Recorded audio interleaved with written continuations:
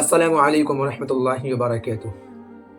ہر انسان کو یہ بات سمجھنا چاہیے کہ سپر پاور بلکہ سپریم پاور یعنی سب سے بڑی طاقت اللہ کی طاقت ہے۔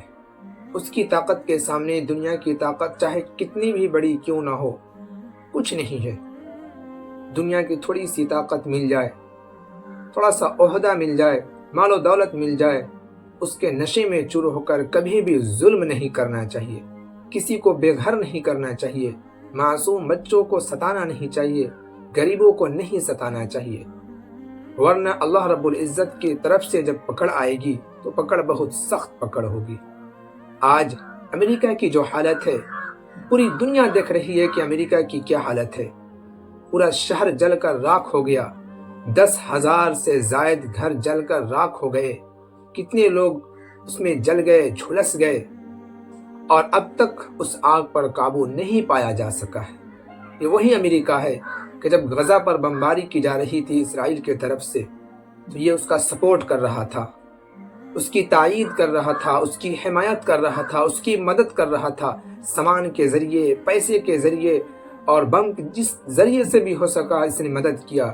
کبھی یہ نہیں دیکھا کہ وہاں پہ معصوم بچوں کو مارا جا رہا ہے، معصوم بچوں کو تڑپایا جا رہا ہے، یہاں تک کہ اسکولز اور ہاسپٹلز کو بھی نہیں چھوڑا گیا، اس پر بھی بمباری کی گئی، بم برسا دیا گیا۔ آخر ان مظلوم ماؤں کی بد دعائیں کہاں جائیں گی؟ وہی بد دعائیں آج عذاب کی شکل میں آئی ہے۔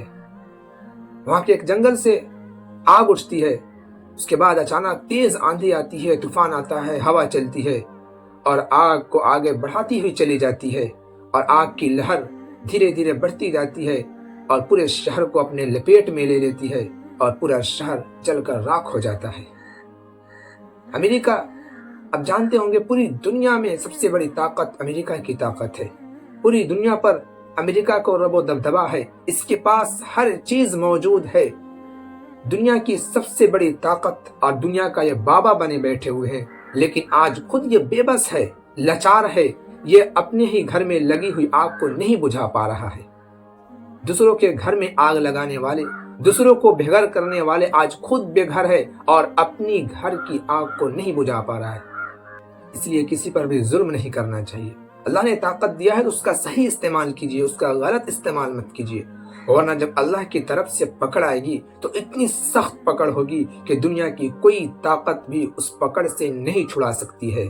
بے شک اللہ رب العزت کی پکڑ بہت سخت پکڑ ہوتی ہے۔ اللہ تعالی ہم سب کو اس بات کو سمجھنے کی توفیق عطا فرمائے اور ظالموں کو ان کے ظلم کی سزا ضرور دے۔ آمین۔